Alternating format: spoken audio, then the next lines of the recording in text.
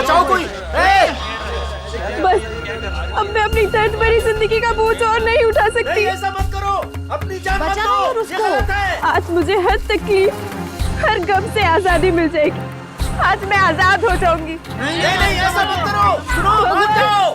मैं आ रही हूँ तेरे पास। नहीं ऐसा मत करो, खुद की जान मत दो, ये सबसे बड़ा पाप है। पाप और पुण्य कोई मायने नहीं रखते मेरे लिए। अब मैंने फैसला कर लिया है। अरे ऐसा भी क्या दुख है तुम्हें जो तुम अपनी जान देना चाहती हो? मेरे दुख की गहराई सिर्फ वही समझ सकता है जिसने कभी प्यार की गहराई ना पी हो। अरे नीचे आओ प्लीज। और उसी प्यार में धोखा खाया हो। मेरी मौत का जिम्मेदार सिर्फ वही है जिसने मेरा दिल तोड़ा, मुझे धोखा दिया। किसी और की बेवफाई की सजा खुद को क्यों दे रही हो? ताकि मेरे मरने के बाद उसकी जिंदगी सजा बन सके। नहीं। अरे साहब, इस लड़की ने छत का दरवाजा भी अंदर से बंद करके रखा है और कोई तरीका भी नहीं है इसे रोकने का। अरे पर कोई तो रास्ता निकालना पड़ेगा ना।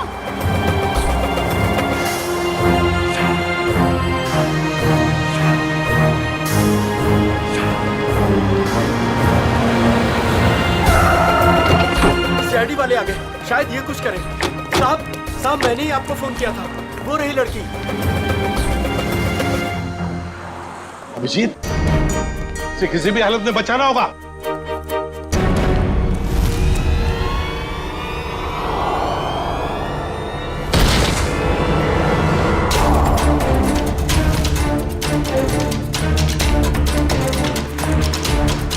आप लोग पीछे रहिए, पीछे हटिए।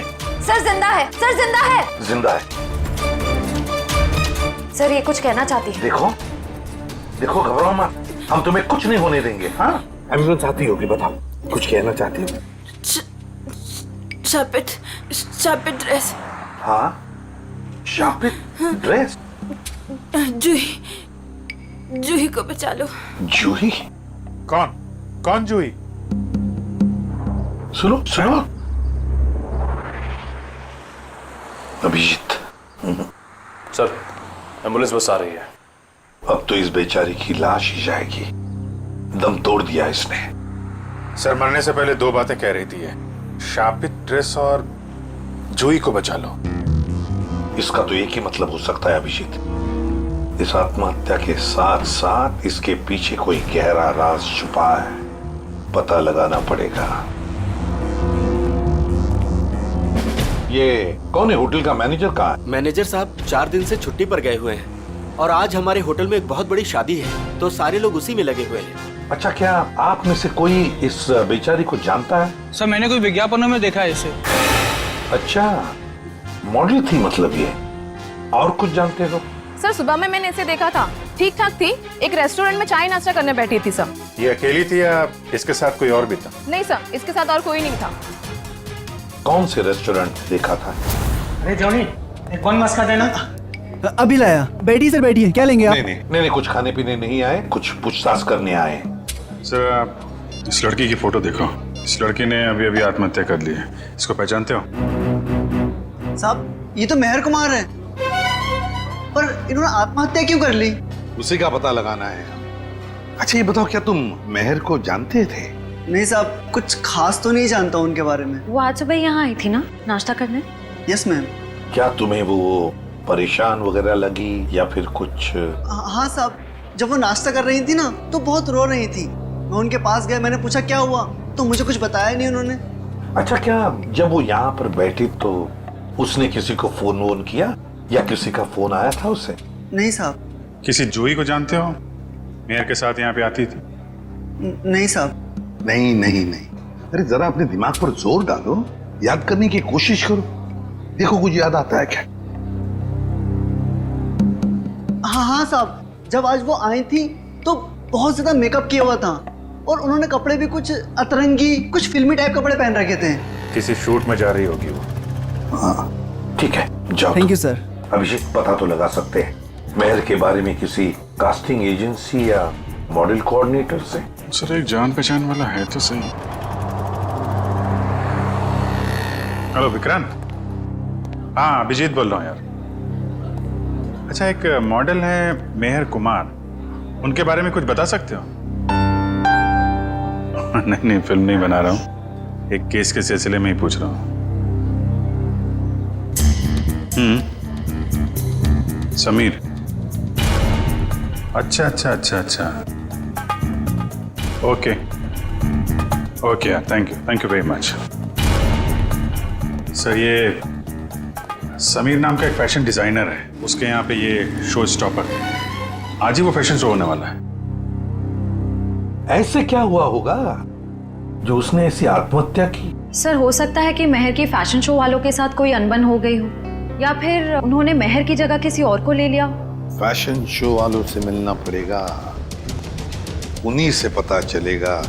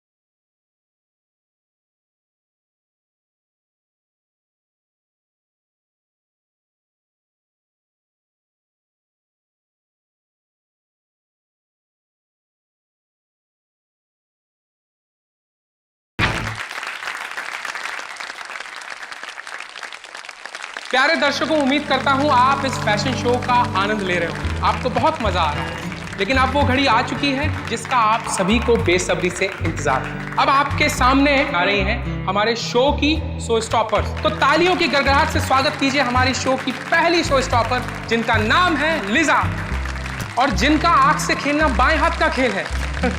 तालियों से स्वागत कीजिए प्लीज।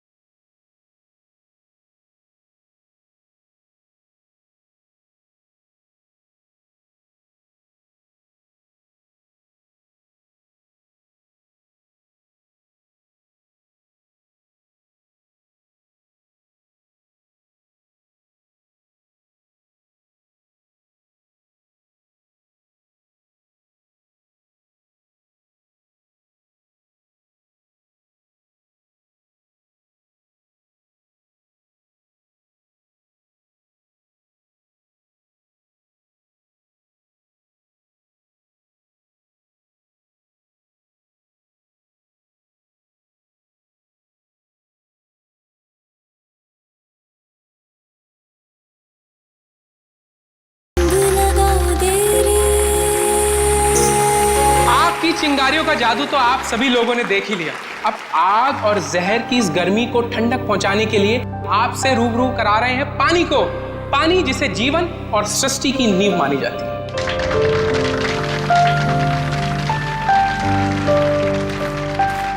दोस्तों स्वागत कीजिए हमारी दूसरी शो स्टॉपर गायत्री का। मर जाऊं, मर जाऊं तेरे इश्क पे, मर जाऊं भीगे भीगे सपनों का जैसे। क्या समीर, सब कुछ सही है ना? हाँ all well, keep it up. Thank you. Next अभी जूही आने वाली है, उसके बाद मैं आपको बुलाऊंगा वो फिनिशिंग स्पीच के लिए। हाँ मैं रेडी हूँ। Okay okay.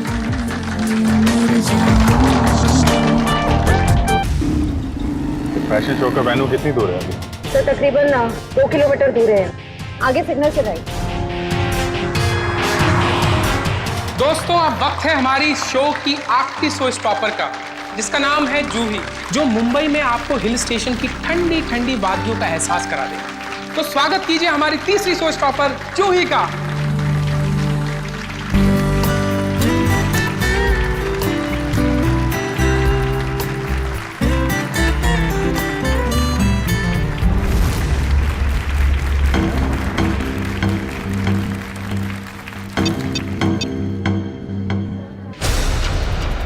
मैक, बॉक्स खोलो। पता नहीं क्यों नहीं खुल रहा सर, मैं पूरी कोशिश कर रहा हूँ सर। क्या मतलब है कि बॉक्स नहीं खुल रहा? तुमने चेक किया था ना ढंग से? ये सब क्या हो रहा है? जूही कहाँ है? उसकी एंट्री थी ना।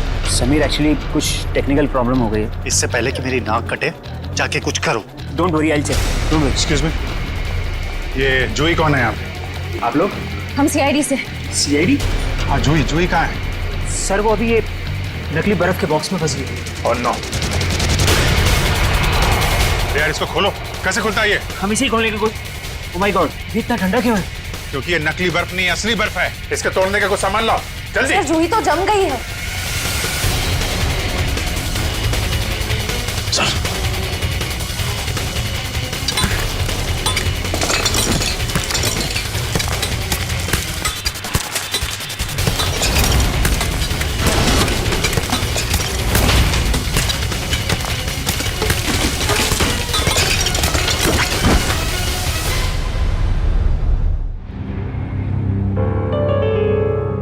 जूही, सर इसकी नब्ज नहीं चल रही, ये मर चुकी है।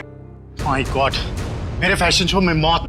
किसकी लापरवाही है? लापरवाही नहीं है, ये मर्डर है, मर्डर। खून हुआ है जूही का।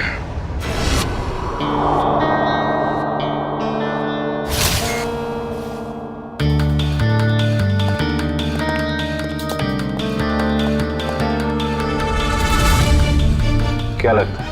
शरीर पे तो कोई जख्म नहीं दिख रहा है, ना कोई गोली का निशान और ना ही किसी हथियार का। सर पे भी किसी किस्म का कोई जख्म नहीं है, कलाइयों पर भी कोई निशान नहीं है। मतलब हाथापाई नहीं हुई है? अभिजीत, प्राइमा फेसाई तो ये एस्फिक्सिएशन का ही मामला लगता है। एस्फिक्सिएशन? मतलब इसकी मौत बर्फ में जमने की वजह से हुई है? फिलहाल तो यही लगता है, बाकी तो पोस्टमार्टम के बाद ही पता चलेगा। अच्छा, कितना टाइम लगता होगा आदमी को बर्फ में जमने में? यार कम से कम 4-5 घंटे तो लगते हैं। 4-5 घंटे? मतलब 4-5 घंटे से ये गायब होगी और किसी ने इस तरफ ध्यान भी नहीं दिया। हाँ सर, इसे तो नकली आइस बॉक्स में आना था। किसी ने नकली आइस बॉक्स की जगह असली बर्फ की सीली लगा दी और किसी को पता भी नहीं चला। वही तो। सर सच कह रहा हूँ मैं, वो नकली एक्रेलिक बॉक्स आज सुबह ही आया था, मैंने खुद देखा उसे। और ये नकली आइस बॉक्स असली बर्फ में बदल गया। किसी ने कोई जादू वादू कर दिया था क्या उस पे? इसके बारे में तो विनीता से ही पूछना पड़ेगा। उसकी जिम्मेवारी थी कि वो जूही को उस बॉक्स में डाले। विनीता कहाँ है? बुलाओ जरा उसे। जी मैं भी बुला के लाता हूँ। मिस्टर समीर, ये शापित ड्रेस का क्या चक्कर है? कई साल पहले मधुमिता नाम की एक मॉडल ने वो खूबसूरत ड्रेस पहना, लेकिन अफसोस एक फैशन शूट के चलते उसकी मौत हो गई। तब से मीडिया वालों ने इसको शापित ड्रेस का नाम दे दिया। आपका शो मेहर करने वाली थी ना? Yes sir. फिर अचानक शो से हटने की वजह? मेहर हमारी शो स्टॉपर थी, उसने भी सेम शापित ड्रेस पहनना था जो जूही ने पहना, लेकिन पता नहीं क्या अजीब हुआ और उसने खुद अपनी मर्जी से ये शो छोड़ दिया। क्या ऐसा क्या अजीब? आज सुबह। Hello girls. ओह हाय महर, आ गई तुम तो नहीं आने वाली थी राइट? हाँ, तुम तो यही चाहोगी ना कि मैं ना आऊं और सारी वाहवाही तुम अकेले ही लूट लो। हो प्लीज, सारी वाहवाही तो आज मुझे ही मिलने वाली है। गायत्री, तुम भी बहुत सीधी हो। इतना भी नहीं जानती कि दर्शक शो देखने तुम दोनों को देखने के लिए नहीं, बल्कि मेहर को देखने आते हैं। मेहर, इतना भी मत उड़ो कि किसी दिन मुंह के बल जमीन पर गिरना पड़े। और वैसे भी इतना घमंड अच्छा नहीं होता। बहुत जलन हो रही है जूही।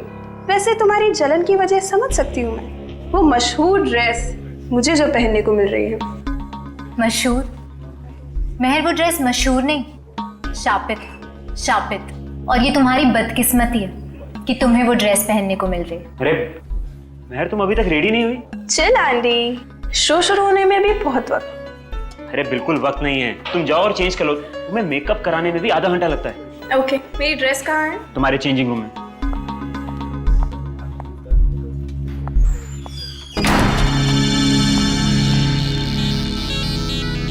अरे ड्रेस तो यहाँ है ही, कहीं जूही ने चुरा तो नहीं ली?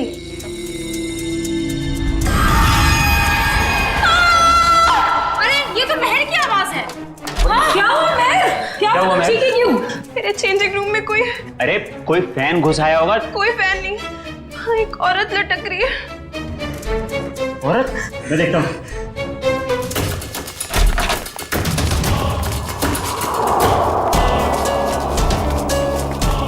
ये क्या मजाक है?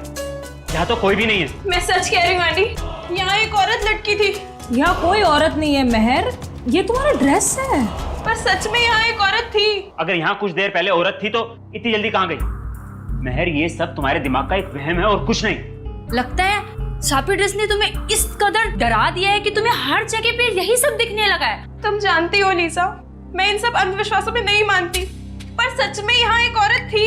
यहाँ कोई औरत नहीं है महर, ये अपना ड्रामा करना ना बंद कर दो। तुम बस यही चाहती हो ना कि सारा अटेंशन तुम्हें मिल जाए और हर कोई तुम्हारे आगे पीछे घूमे। प्लीज अपना ड्रामा बंद कर दो। क्या कहा तूने?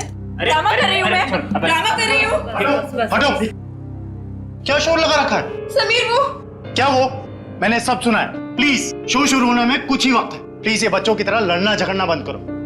मगर मगर कुछ नहीं, जो कहना है वो शो के बाद कहना। एंड प्लीज तुम सब भी अपना अपना काम करो। चलो यार, चलो चलो। ये मेहर को कोई मानसिक बीमारी थी क्या? नहीं सर, ऐसा बिल्कुल नहीं था। मैं पिछले 5 सालों से उसके साथ काम कर रहा था। उसने पहले कभी ऐसा बर्ताव नहीं किया सर। अच्छा, फिर क्या हुआ? मेहर की जगह जूही ने कैसे ली? आज सुबह जब हम उसके मेकअप रूम में गए तो।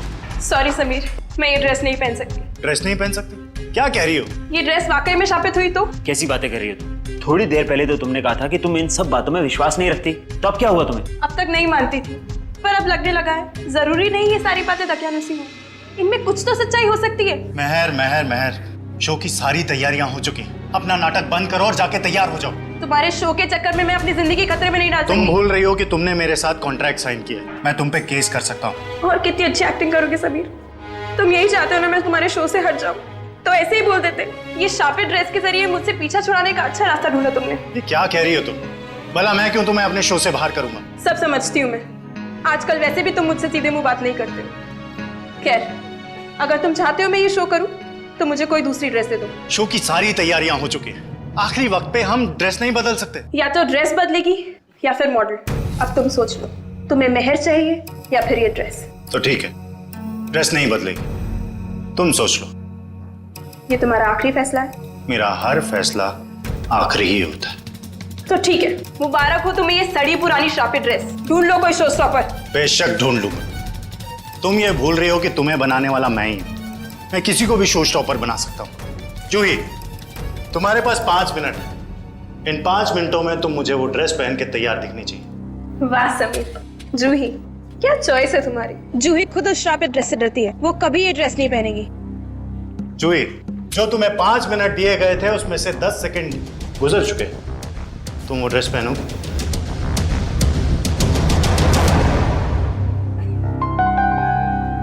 पहनूंगी सर। बेटा, मुझे ना कहने वाली मॉडल ज्यादा देर ऊंचाई पर नहीं रहती। आज से तुम्हारा बुरा वक्त शुरू। बुरा वक्त मेरा शुरू होगा या तुम्हारा, ये जल्दी पता चल जाएगा।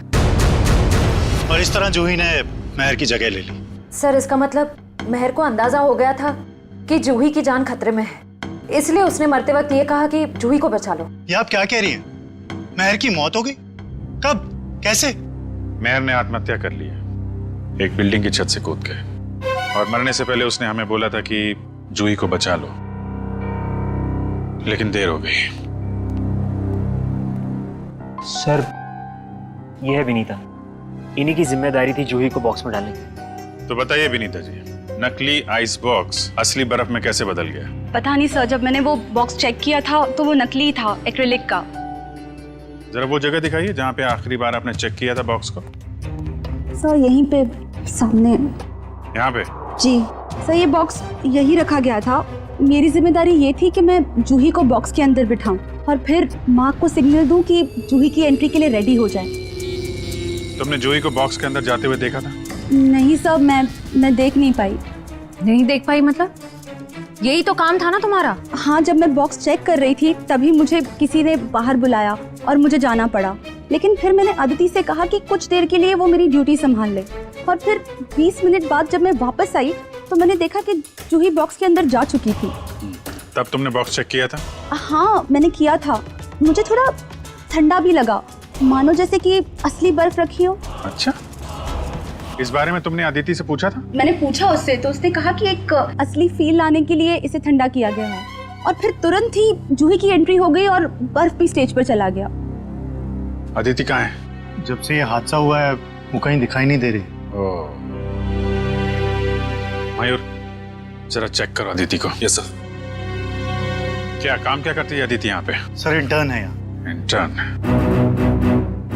अच्छा, जूही की स्टेज पे कितने बजे एंट्री थी? सर ठीक 11:30 बजे। एक आदमी को बर्फ में जमने के लिए कम से कम 4 से 5 घंटे लगते हैं। 4-5 घंटे से जूही गायब थी और किसी ने ध्यान नहीं दिया। नहीं सर, जूही इतने वक्त से गायब नहीं थी। शो से पहले तो उसने मेकअप कराया था। क्या? निखिल, जरा मेकअप मैन से पता करो। सर जूही का मेकअप 10:30 बजे हुआ। उनकी एंट्री के 1 घंटे पहले 11 बजे तक मेकअप खत्म करने के बाद वो यहाँ से चली गई थी सर। पक्की बात है? तुमसे कोई गलती तो नहीं हो रही है? नहीं सर, मुझे अच्छे से याद है। अच्छा, तुमने ठीक से देखा था? वो जूही ही थी? हाँ सर, मैं अच्छे से पहचानता हूँ उसे। सच बोल रहे हो? हाँ सर। ठीक है। सर मेकअप मैंने बताया कि जूही 11 बजे वहां से मेकअप करा के निकली। क्या 11 बजे? और 11:30 बजे वो आधे घंटे में कैसे बर्फ में जम गई वो? हाँ सर, ये नामुमकिन है। किसी ने पहले जूही को गायब किया, फिर उसे बर्फ में जमाया, फिर उसकी लाश को बर्फ की सीली में फिट किया। सर ये सब आधे घंटे में नहीं हो सकता। आमिर, क्या पता चला? कुछ नहीं सर। इतना तो तय इन सबके पीछे अदिति का हाथ है। इतना बड़ा एक्रेलिक बॉक्स यहाँ से गायब किया गया और बर्फ की सिल्ली यहाँ लाई गई। जो कुछ भी हुआ है यहीं इसी एरिया में हुआ है। जरा ध्यान से चेक करो इस एरिया को।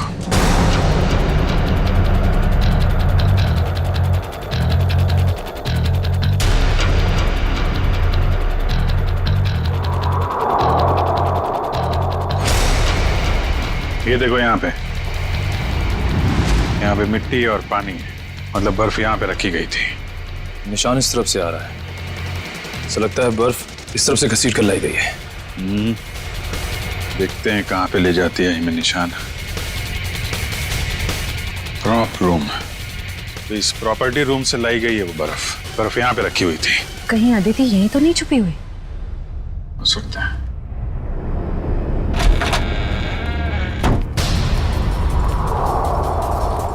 चेक करो कमरा।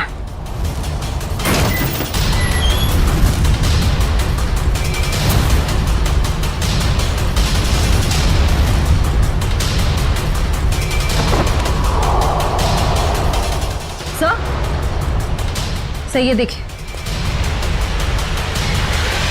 एक्रिलिक बॉक्स यहाँ पे। निखिल, जरा बुला के लाओ समीर एंडी को। अच्छी प्लानिंग की इस अदिति ने। बर्फ की सिल्ली यहां से स्टेज पे ले गई और नकली बॉक्स यहां पे रख दिया। सर ये लो। ये है वो नकली बॉक्स?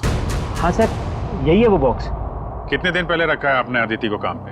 लगभग 1 हफ्ते से। और काम पे रखने से पहले उसका बैकग्राउंड वगैरह तो चेक नहीं किया होगा? मगर ये सारा किया धरा उस अकेले का नहीं है, कोई ना कोई और शामिल है इस सब में। कौन हो सकता है सर? कोई भी हो सकता है। आप भी हो सकते हैं, या आप। लेकिन जो कोई भी है बहुत जल्द पकड़ा जाएगा। ये दरवाजा कहाँ पे खुलता है? सर ये हमारा बैक डोर है। शायद बर्फ यहीं से लाई गई है। गार्ड है यहाँ पे? हाँ सर, गाड़ी यहीं बैठते हैं। कितने बजे से ड्यूटी पे हो यहाँ पे? सुबह 8 बजे से। फिर तो तुमने देखा होगा ना बर्फ की सिल्ली कौन लेके गया अंदर? नहीं, अंदर तो कोई बर्फ की सिल्ली नहीं गई साहब। अरे यार ठीक से याद करो, कोई कार या टेम्पो में सामान लेके गया हो? देखता हूँ साहब। हाँ साहब, 9:30 बजे एक ट्रक आई थी। हॉल का एसी खराब हो गया था, उसको रिपेयर करने आए थे। क्या उस रिपेयर वाले का नंबर तो एसी का? हाँ साहब, 100-210-3280। Hello hello, gleam repair service. जी हाँ। आज सुबह आपने ट्रोली हॉल्स में किसी को एसी रिपेयर करने भेजा था? नहीं मैडम, एक कंप्लेन तो आया था, लेकिन 5 मिनट बाद उन्होंने खुद कॉल करके कैंसिल करवा दिया था। कहा एसी चलने लगा है तो भेजने की कोई जरूरत नहीं है। आप वो दूसरा नंबर हमें बता सकते हैं? नंबर नहीं दिख रहा था मैडम, वो प्राइवेट नंबर था। Okay, thank you. अच्छी तैयारी कर रखी थी इन तीतरों ने। आरटीओ से पता लगा उस ट्रक के बारे में, उसका मालिक कौन है? लगता है नंबर प्लेट भी नकली होगी, लेकिन चेक करो, देखो कुछ पता चलता है क्या? सर तो फिर हम उन लोगों तक पहुंचेंगे कैसे? उस बर्फ की सिल्ली से। वो बर्फ की सिल्ली 6.5 फीट लंबी और काफी चौड़ी थी। ऐसी सिल्ली तो हर जगह मिलती नहीं है। पता लगा इस इलाके में कितनी बर्फ की फैक्ट्रियां हैं। सर इस इलाके की आखिरी बर्फ की फैक्ट्री है। देखते हैं क्या पता चलता है। सर आप लोग बल्ब खरीदने आए? नहीं नहीं, क्या हुआ तुम्हें? ये चोट कैसे लगी? सर वो कल रात को। आप कौन हो? CID। अच्छा हुआ आप लोग आ गए। कल रात हमारी फैक्ट्री में ही चोरी हुई थी। चोरी? कैसी चोरी? आप सुनेंगी तो आपको यकीन नहीं होगा मैडम जी। अब तक तो चोर रुपया, पैसा, जेवर की चोरी करते थे और नहीं तो मोबाइल, टीवी, रेडियो चुराते थे, परंतु अब तो हद हो गई है। वो हमारी दुकान से बर्फ चुरा कर ले गए। बर्फ की चोरी? मैंने रोकने की बहुत कोशिश की सर, उन पापियों ने मेरा शरीर फोड़ दिया। कुल मिला के कितने पापी थे? मतलब कितने लोग थे वो? सर 2 आदमी 1 औरत। उनके चेहरे देखे थे तुमने? नहीं सर, उनका चेहरा ढका हुआ था। कितने बजे हुआ ये हादसा? यही कोई कल रात 11 बजे। कल रात 11 बजे? सर जूही का खून तो आज सुबह 11 बजे हुआ। अच्छा, जो बर्फ चुराई थी वो कितनी बड़ी थी? यही कोई 6.5 फीट। 6.5? इसका मतलब यहाँ से ले जाई गई होगी किसी ट्रक या टेम्पो में, और शायद कोल्ड स्टोरेज वाले टेम्पो में, जिसमें बर्फ की सीढ़ी लग के यहाँ से फैशन शो तक पहुँचाया जाए और बर्फ पिघले भी नहीं। निखिल, पता करो किसी कोल्ड स्टोरेज का ट्रक चोरी होने की रिपोर्ट लिखवाई गई है क्या, या ऐसा कोई ट्रक किराए पे लिया गया हो? सर निखिल, उस आइस ट्रक के बारे में क्या पता चला? सर कोल्ड स्टोरेज की सभी कंपनी से मैंने पता किया, लेकिन उस ट्रक के बारे में कुछ पता नहीं चला। एक काम करो निखिल, आइस फैक्ट्रीज के आसपास जितने भी लोग रहते हैं, दुकानें हैं, सब में जाके पूछताछ करो। देखो शायद किसी ने कुछ देखा हो। सर ये केस तो दलदल की तरह धंसता जा रहा है। पहले मेहर ने खुदकुशी की और जूही का नाम ले लिया, फिर जूही का भी खून हो गया, और वो भी इतने अजीब तरीके से। बर्फ की सिल्ली के अंदर जमा दिया उसको। वही तो समझ में नहीं आ रहा है अभिजीत, बर्फ की सिल्ली में ही क्यों? अगर उसे मारना ही था तो उसके पास और भी तरीके थे उसे मारने के लिए, लेकिन बर्फ के सिल्ली में ही क्यों? खूनी ने बहुत जोखिम उठाया सर। ट्रक किराए पर ली, बर्फ की सिल्ली को किसी तरीके से फैशन शो में पहुंचाया है, और जूही की लाश को नकली बर्फ की सिल्ली की जगह असली बर्फ की सिल्ली में डाल के स्टेज में भेज दिया। और फिर कौन हो सकता है इतनी सोच समझ के करने वाला खूनी? फिर जूही को ही क्यों मारा उसने? अभिजीत, कोई ना कोई वजह तो जरूर है, इसके पीछे कोई ना कोई तो राज है। सर? हाँ? सर मैंने जूही का बैकग्राउंड अच्छे से चेक किया। एक बहुत ही खास बात सामने आई है। क्या? समीर के फैशन शो में एक मॉडल होने के साथ साथ जूही समीर की गर्लफ्रेंड भी थी। ओह। सर समीर और जूही एक दूसरे से बहुत प्यार करते थे। इनफैक्ट समीर जूही को शादी के लिए प्रपोज भी करने वाला था।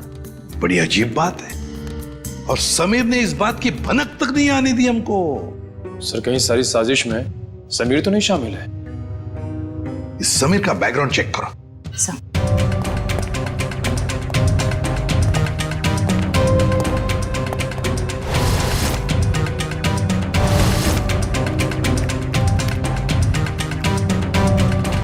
सर समीर के बारे में ये तो बहुत ही इंटरेस्टिंग बात पता चली।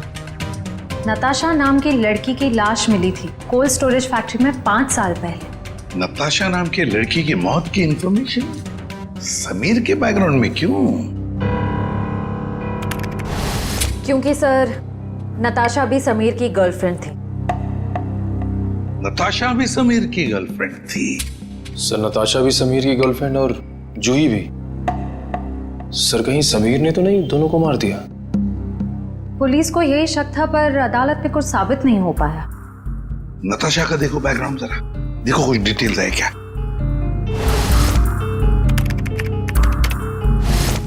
सर नताशा भी जूही की तरह एक सुपर मॉडल बनना चाहती थी, पर इससे पहले कि उसके सपने पूरे हो सके उसकी मौत हो गई।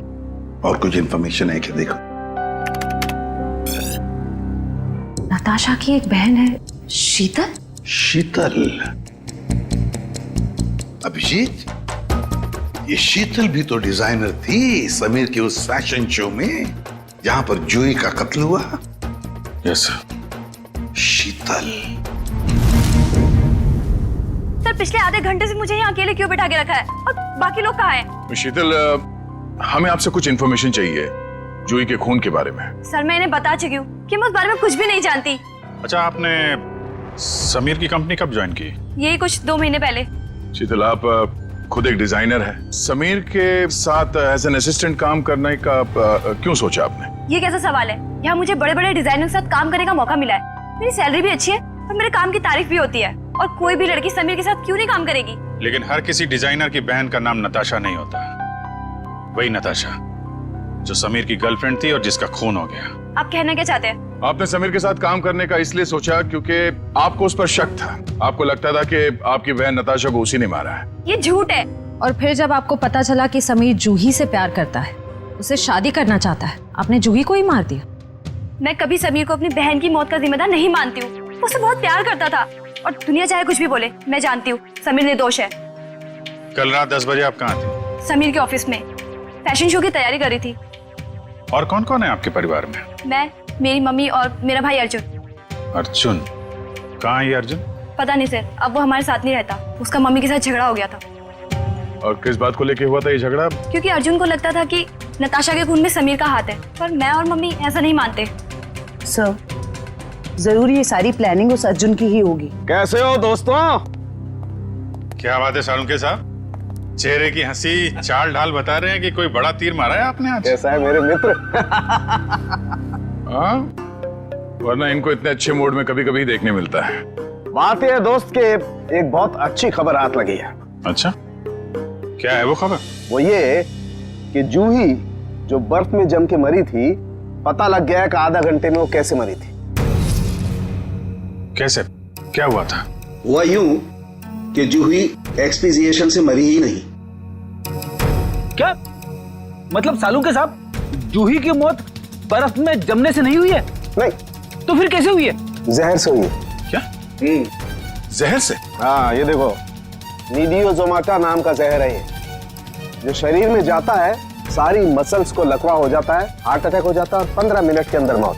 मतलब जब जूही को उस बर्फ के सिले में लिटाया गया था, उसकी मौत उससे पहले हो गई थी? बिल्कुल।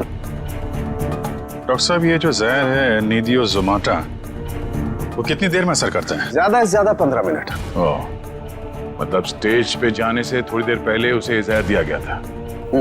लेकिन सर, अगर खूनी जूही को फ्रीज करके मारना चाहता था, फिर वो उसे जहर क्यों देगा? कहीं दो लोग तो शामिल नहीं है इस खून में? आप जी, एक ने जूही को बर्फ में रखा पर दूसरे ने उसे जहर दे दिया। यार तुम जरा अर्जुन का पता लगाओ, तब तक हम लोग इस वेन्यू को दोबारा छान मारते हैं। वो जहर नीडियोजोमाटा 15 मिनट में असर करता है डॉक्टर साहब। तो मरने से पहले वो तो मेकअप रूम में थी, मतलब जहर उसे मेकअप रूम में ही दिया गया होगा। तो देखते हैं फिर इस मेकअप रूम में कहाँ जहर है। लेकिन फोन करके स्प्रे दो, ऊपर ही पर रखा है।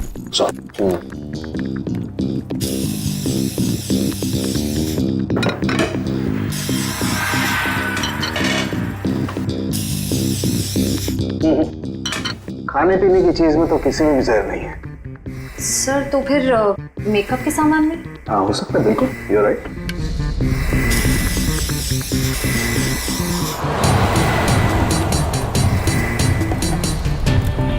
कहाँ है? सर, आगे आसपास ही है सर। हेलो? हाँ मम्मी, मैं जरा प्लेन में, मैं लैंड करके आपको फोन करता हूँ। ओके। सॉरी सर, वो खाना वाना खाए कि नहीं पूछ रही थी तो। भैया, मेकअप के लिए किसी सामान में जहर नहीं। सर, शायद इसमें।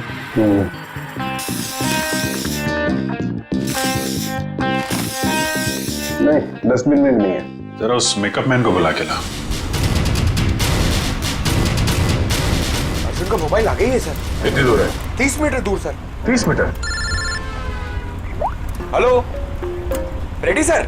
अरे नहीं, आप घर पे आराम करो। हाँ, मैं अकेले पकड़ लूंगा उसको। हाँ सॉरी सर, वो रेडी सर भी ना। जूही का मेकअप तुमने किया था ना? जी सर। कितना टाइम लगा था उसके मेकअप में? ये कोई 1.5 घंटा सर। और इस दौरान इस कमरे में कोई जूही से मिलने आया था क्या? नहीं सर, कोई नहीं आया। अच्छा, क्या क्या लगाया था तुमने जूही के मेकअप में? सर, लाइनर, काजल और ये सब चीजें सर जो आपके सामने पड़ी है, सारी चीजें इस्तेमाल होती हैं सर। मेकअप के सामान में जहर नहीं है। कुछ और भी लगाया था इसके अलावा? हाँ, ये सर बॉडी पेंट सर। ये बॉडी पेंट ये यहाँ क्यों नहीं है, तुम्हारे पास क्यों है? सर, ये जूही का पर्सनल है, इसलिए शो पे रखना पड़ता है। ओके, ठीक है, जा। डॉक्टर साहब, अब ये आखिरी बॉल बची है, देखिए विकेट मिलता है कि नहीं। इस आखिरी बॉल को भी टेस्ट कर ही लेते हैं। यहीं पर है सर। यहीं पर? यहीं आसपास है, यहीं पर बीप हो रहा है सर।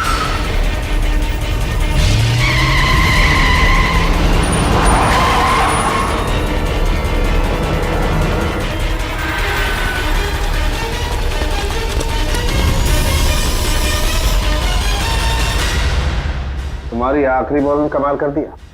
ये देखो सर, विकेट तो मिल गया।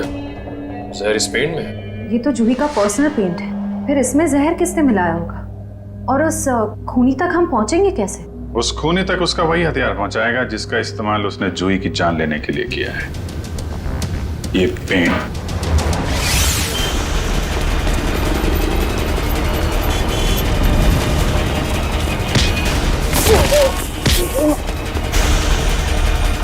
इतना आसान नहीं होता सीआईडी से बचना, समझे? अब से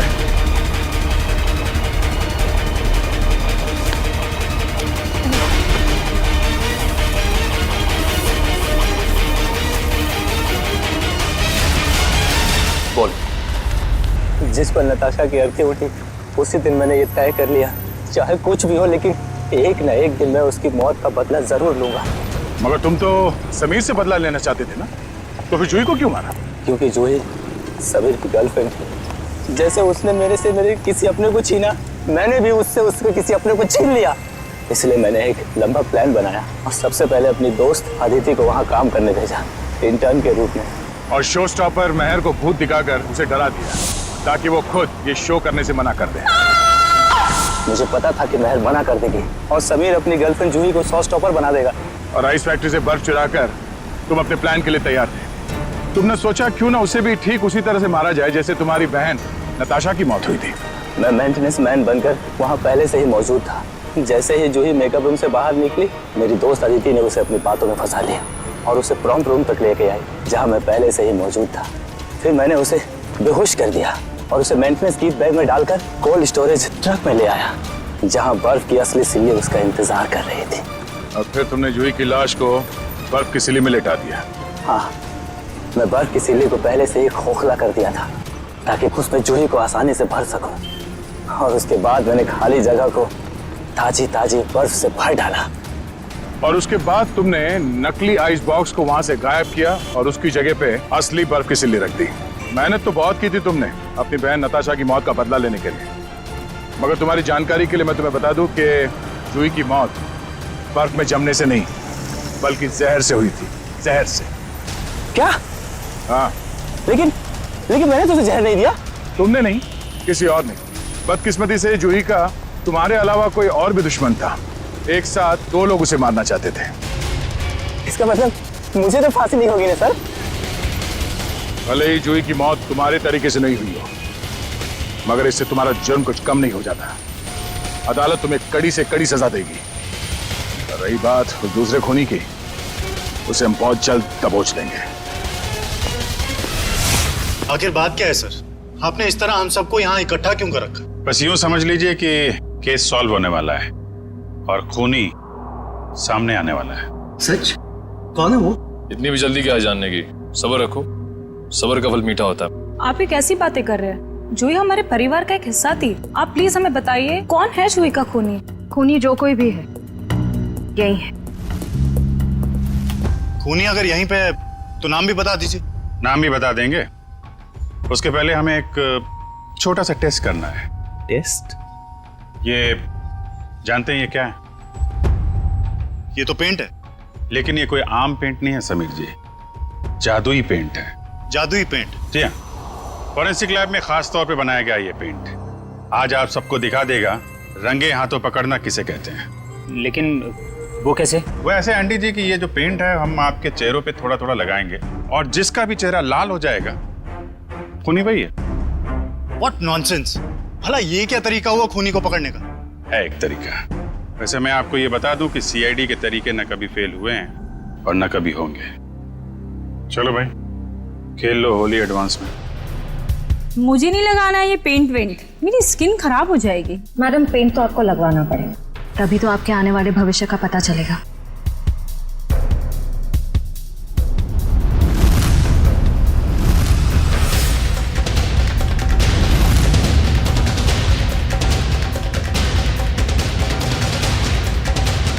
सर मैं जरा बाथरूम होकर आता हूँ। मिस्टर एंडी, थोड़ा पेंट लगवा लीजिए, फिर बाथरूम में जाके मुंह भी धुल लीजिएगा। सर वो मैं सर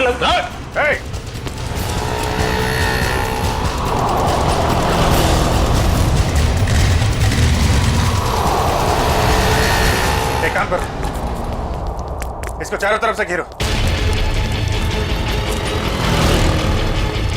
बच गया है। शायद इतिहास में ये पहली बार ही होगा कि कोई सीआईडी के शिकंजे से बच के निकल गया। सीआईडी के शिकंजे से आज तक तो कोई नहीं बच पाया है। कहाँ भाग रहा है इतना? पेंट लगवा के तो चेहरा लाल करवाया नहीं तुमने। चलो ऐसे ही कर देते हैं।